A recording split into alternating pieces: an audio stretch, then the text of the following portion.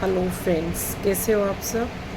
मैं सुमन, एक wellness coach हूँ और आज फिर से आप लोगों के सामने एक नया टॉपिक लेकर आई हूँ हेल्थ से रिलेटेड, जिसमें आज मैं आपको हाइपरटेंशन के बारे में बताने वाली हूँ। क्या है हाइपरटेंशन? देखिए, आजकल की नॉर्मल लाइफ में ना हर किसी को ये वाली प्रॉब्लम है। सिर्फ हर बीमारी के अलग अलग नाम हो जाते हैं, लेकिन हम इसको बहुत डेली लाइफ में इस नाम को हम बहुत सिंपल के नाम से जानते हैं, सिंपल से नाम से जानते हैं। हाई बीपी सुना होगा आपने। ऑलमोस्ट लोग इस हाई बीपी से जूझ रहे हैं, ठीक है। मतलब सब, आप हर दूसरे इंसान को पूछोगे ना तो वो आपको यही कहेगा कि मुझे हाई बीपी है, मेरा बीपी बहुत हाई हो जाता है। तो हमें समझना होगा कि जो छोटी छोटी चीज़ें हैं, छोटी छोटी बीमारियां हैं ना, ये किस रीज़न से हो रही हैं, इन बीमारियों के होने का रीज़न क्या है। तो आज मैं आपसे यही डिस्कस करना चाहती हूँ कि हाइपरटेंशन क्या है। तो आप समझिए कि हाइपरटेंशन क्या होता है। जब हमारे बॉडी के अंदर ब्लड सर्कुलेट होता है और वो हार्ट के पास जाता है, तो हार्ट के पास जो वेसल्स होती हैं, नलियाँ होती हैं, नसें होती हैं, जिनसे हमारा ब्लड निकल कर हार्ट तक पहुंचता है, तो वहाँ पर हार्ट के पास ब्लड जाकर अपने नॉर्मल तरीके से ना जाकर उसके साइड्स की वॉल्स पे टक्कर मारता है, मतलब प्रेशर देता है, और वो हार्ट तक जाने में प्रॉब्लम क्रिएट करता है। और हार्ट को भी डबल मेहनत करनी पड़ती है उसको अपने तक लेकर आने के लिए। वो उसको बार बार एक्स्ट्रा प्रेशर देता है। जब हार्ट एक्स्ट्रा प्रेशर देता है तो हमारे ब्लड के ऊपर भी दबाव बनता है, टेम्परेचर भी बढ़ता है, और हार्ट को जब एक्स्ट्रा एफर्ट करने पड़ते हैं ब्लड को पूरी बॉडी में सर्कुलेट करने के लिए और पंप करने के लिए, तो इस सिचुएशन को हाइपरटेंशन कहते हैं। मतलब कि हाई बीपी कहते हैं, बॉडी का टेम्परेचर बढ़ जाना, ये होता है, ठीक है। और इसका सबसे बड़ा रीज़न क्या, मतलब अगर हमारा बीपी हाई होता है तो क्या होगा। देखिए, बहुत बार हाई बीपी से हार्ट अटैक के चांसेस बहुत ज़्यादा बढ़ जाते हैं, क्योंकि हार्ट को अपने काम को करने के लिए डबल एफर्ट करना पड़ रहा है। आप इस चीज़ को छोटी सी चीज़ से समझिए कि मान लीजिए आपका वेट है 50 kg और आपको 100 kg वेट उठाने के लिए कहते हैं, तो क्या आप उठा पाएंगे? नहीं ना। तो यही सेम चीज़ है, हार्ट का अपना एक लेवल होता है जिससे कि वो ब्लड को पूरे को सर्कुलेट करता है, और जब उसे एक्स्ट्रा एफर्ट करने पड़ते हैं तो उसे प्रॉब्लम आती है। तो ऐसी सिचुएशन में स्ट्रोक होने के खतरे बढ़ जाते हैं। मीन्स कि या तो हार्ट अटैक होगा या मेंटली स्ट्रोक आने का खतरा बढ़ जाता है, क्योंकि दिमाग तक भी ब्लड ठीक से जाता नहीं है, ठीक है। वहाँ तक जब तक पहुँचेगा नहीं अच्छे से तो भी प्रॉब्लम क्रिएट हो जाएगी। तो हार्ट अटैक, स्ट्रोक के चांसेस बढ़ जाते हैं। क्यों होता है बीपी हाई? सबसे बड़ी बात है बीपी हाई होने के हमें रीज़न जानने होंगे। सबसे पहला रीज़न होता है लाइफस्टाइल का ठीक ना होना, ठीक है।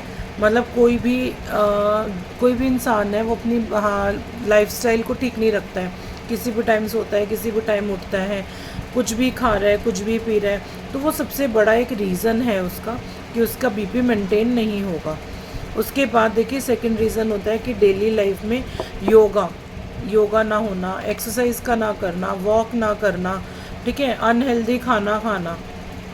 ये थर्ड रीज़न है कि बहुत बार हम लोग बनाने का आलस कर जाते हैं, या टेस्ट का रीज़न आ जाता है, या कुछ भी रीज़न कि हम लोगों को बाहर का खाना पसंद आ रहा है। कोई भी ज़रा सा ओकेजन आया कि भाई आज किसी का बर्थडे है, आज किसी की मैरिज एनिवर्सरी है, कुछ भी है, तो हम बाहर की तरफ, या कुछ भी नहीं है तो आज वैसे ही मन नहीं कर रहा बनाने का, ठीक है, तो उसके लिए हम ढूंढते हैं कि हमें बाहर का खाना खाना है।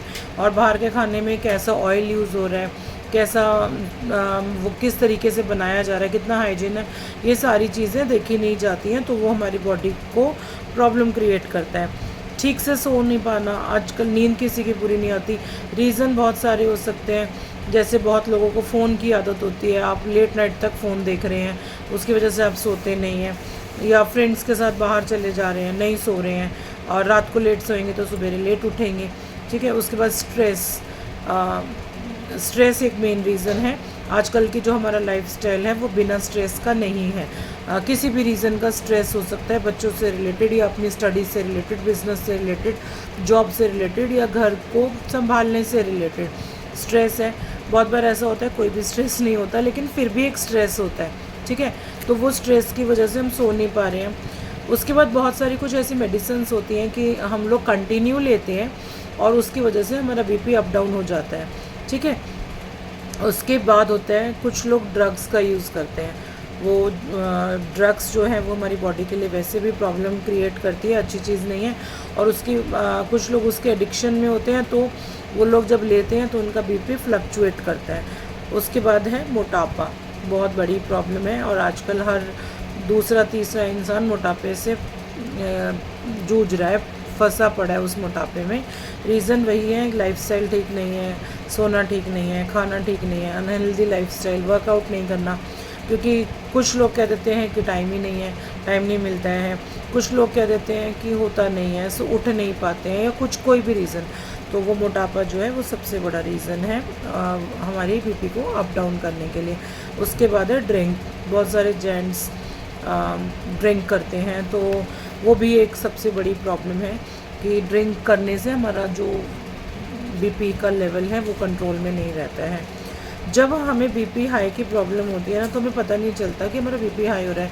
क्योंकि देखिए, जब हमें फीवर हो रहा है, सिर दर्द हो रहा है, पैरों में दर्द हो रहा है, तो हमें बॉडी में सिम्टम होता है। पेन हो रहा है, पता चल रहा है आपको इस पर्टिकुलर पार्ट में ना पेन हो रहा है। फीवर हो रहा है, आपका बॉडी टेम्परेचर बढ़ रहा है, ठीक है। लेकिन जब हमारा बीपी बढ़ता है ना, तो हमारी बॉडी में ऐसा कोई सिम्टम क्रिएट नहीं करता है कि आप उससे ये कह पाओ कि नहीं यार मेरा तो बीपी हाई हो गया। सिर्फ एक ही होता है कि आप उसे चेक कराओ, और नॉर्मल हो तो आप उसे चेक भी नहीं कराते हो। क्योंकि कौन जाएगा बिना रीज़न के ना, कि भाई कौन अंदाज़ा लगाता है। अगर मैं ही हूँ तो मैं थोड़ी ना आपसे कहूँगी कि मेरा तो बीपी हाई हो रहा है बिना रीज़न के, है ना। तो इसका कोई मेन सिम्टम नहीं है कि आप उसको पहचान के देख के बता पाओगे, ठीक है। लेकिन छोटी छोटी बातें होती हैं, अगर आप उनको नोटिस करते हो ना अपनी बॉडी में, तो शायद आप कह दो कि हाँ मे भी शायद कुछ गड़बड़ हो रही है। जैसे कि सिर का दर्द, आप बार बार आपको सिर में पेन हो रहा है, आपने मेडिसिन ले ली है, फिर भी सिर में दर्द हो रहा है, आपको आईसाइट प्रॉब्लम है, आपने चश्मा लगा रखी है, फिर भी आपको सिर का दर्द हो रहा है, बार बार सिर का दर्द हो रहा है, वो बढ़ रहा है, किसी भी चीज़ से वो आपको तक ठीक नहीं हो रहा है, तो फिर इसका मतलब समझिए कि मे बी आपके बीपी में प्रॉब्लम आ रही है, ठीक है। उसके बाद बैठे बैठे आपको पसीना आ रहा है, आप मौसम सर्दी का है या ऐसा मौसम नहीं है कि आपको पसीना आना चाहिए, या गर्मी में भी अगर आप हैं, गर्मी का मौसम भी है, तो एक पर्टिकुलर टाइम हिसाब से ही आपको पसीना आना चाहिए। लेकिन अगर नहीं ऐसा होता और वो बिना रीज़न के पसीना आपको बह रहा है, तो मे बी आपका रीज़न सबसे बड़ा ये हो सकता है कि आपको बीपी की प्रॉब्लम आ रही हो, आपका बीपी हाई हो रहा हो, ठीक है। उसके बाद आपको सिर्फ चेक कराना ही एक ऑप्शन रह जाता है कि आपको अपना बीपी चेक कराना पड़ेगा। उसके बाद देखिए, नॉर्मल बीपी का जो रेट होता है वो होता है 80 नीचे का और 120 ऊपर का।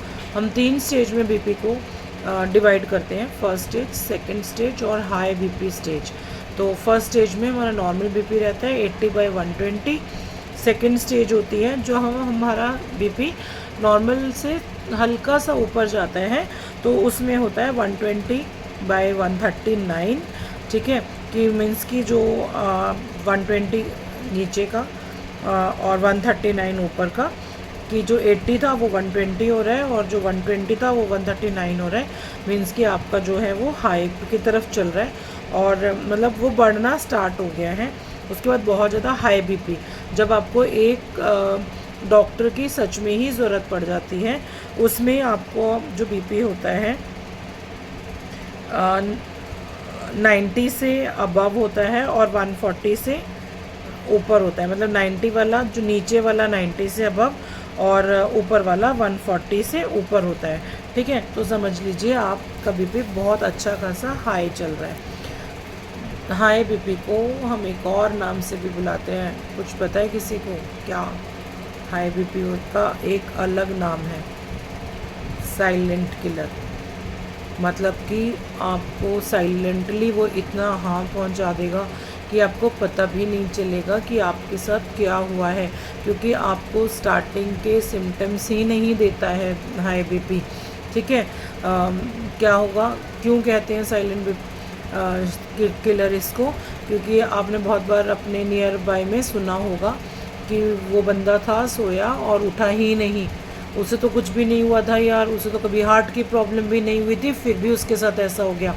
तो देखिए इसका एक रीज़न होता है कि मे बी उनको हाई बीपी की प्रॉब्लम आई हो, सडन उन्होंने रात को कुछ ऐसा खाया हो या ड्रिंक की हो या कुछ भी ऐसा इशू, या उन्हें धीरे धीरे डेली में हाई बीपी का प्रॉब्लम रहा हो और उन्होंने नोटिस ही ना किया हो कि उन्हें हाई बीपी का प्रॉब्लम चल रहा है।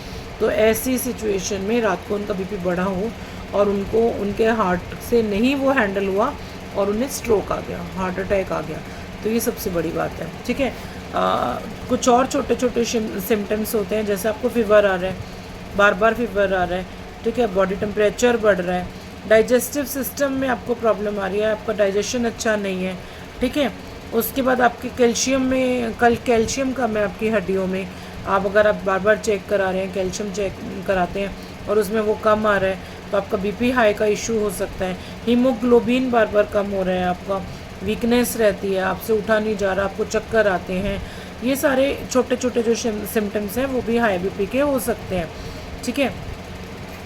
इसी तरह से ब्रेन हैमरेज होता है कि जब हमारा ब्लड सर्कुलेट ठीक से हार्ट नहीं कर पा रहा है तो वो ब्लड जो है ब्रेन तक भी नहीं जाता है, और जब वो ब्रेन तक नहीं जाता है तो ब्रेन कैसे काम करेगा, तो ब्रेन को भी स्ट्रोक आता है। ठीक है।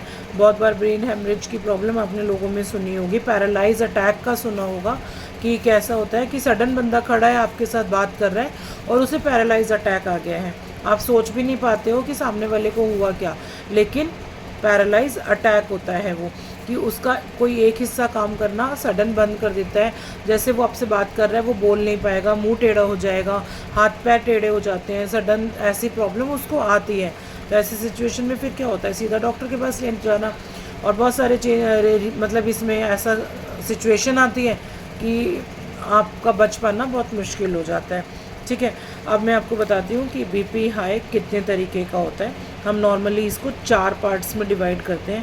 पहला, वाइट कोट हाई बीपी, मतलब ये घर के पास अगर आप घर में रहते हैं तो आप ठीक हैं, और अगर आप डॉक्टर के पास जाते हैं तो ये हाई हो जाता है, तभी इसको वाइट कोट बोलते हैं।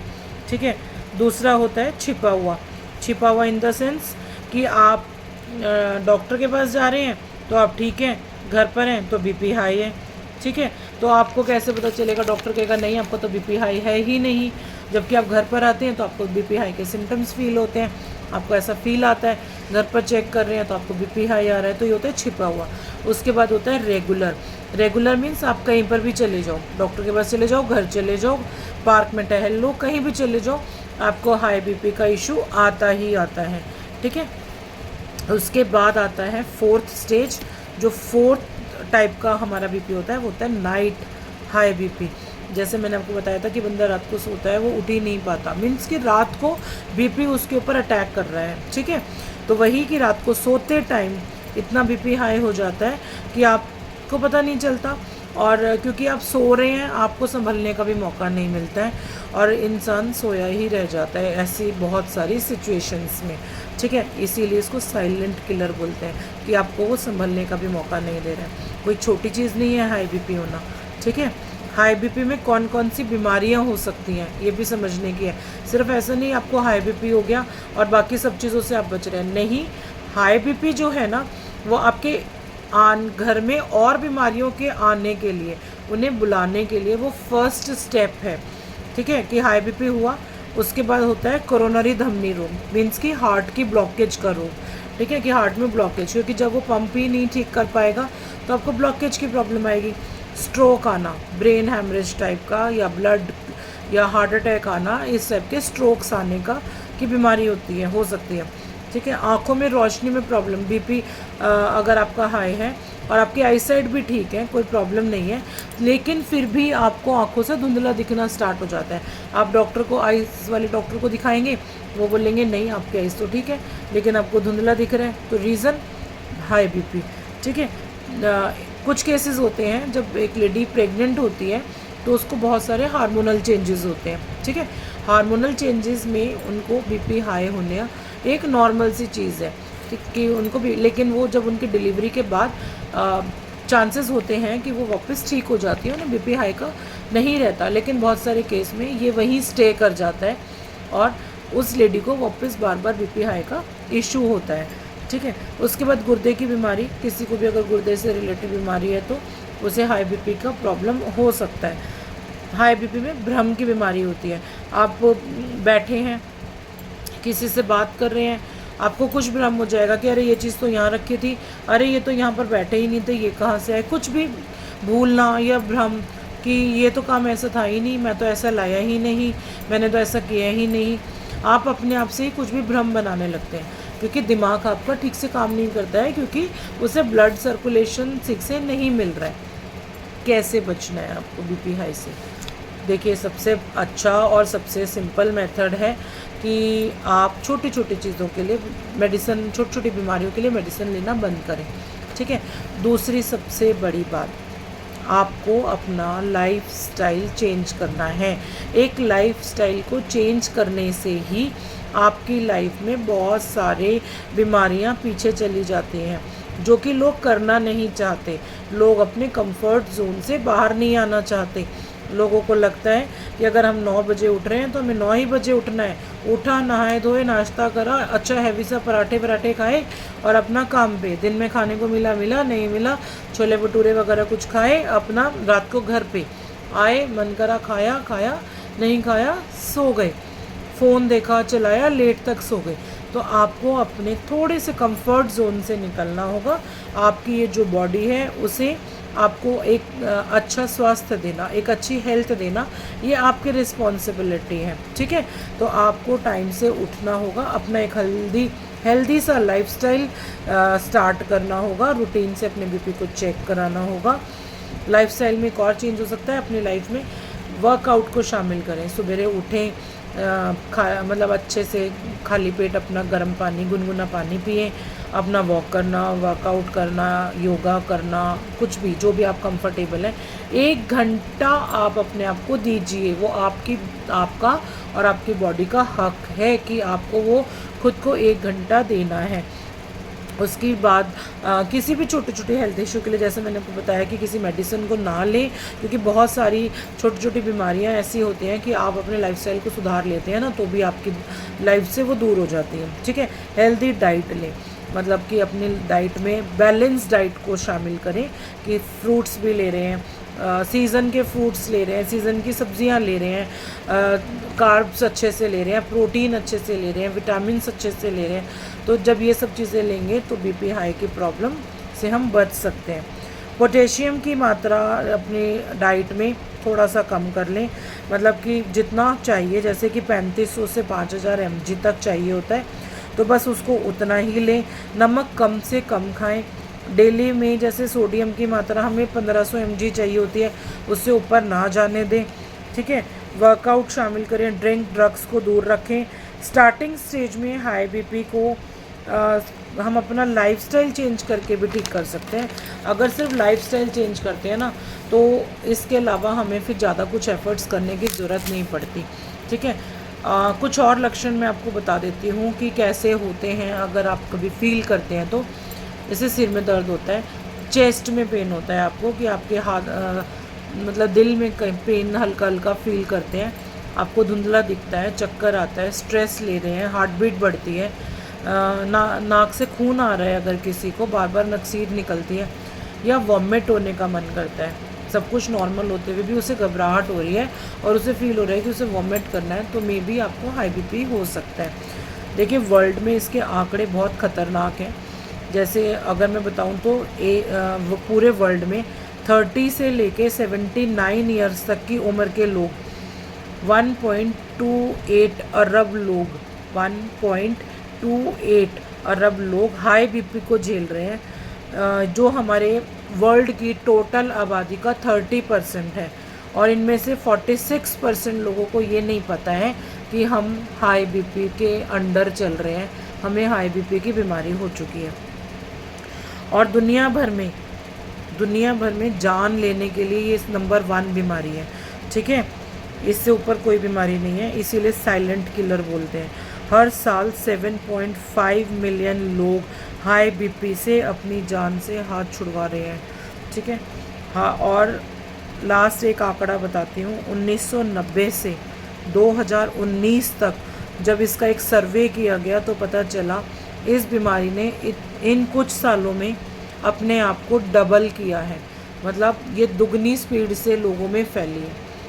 तो आपको भी अपनी हेल्थ पे थोड़ा सा ध्यान देना होगा और समझना होगा कि हमारा एक जो लाइफस्टाइल है, छोटे से चेंजेस करने से हम इन बीमारियों से कैसे बच सकते हैं और अपनी फैमिली के साथ कैसे एक हैप्पी लाइफ जी सकते हैं। Thank you.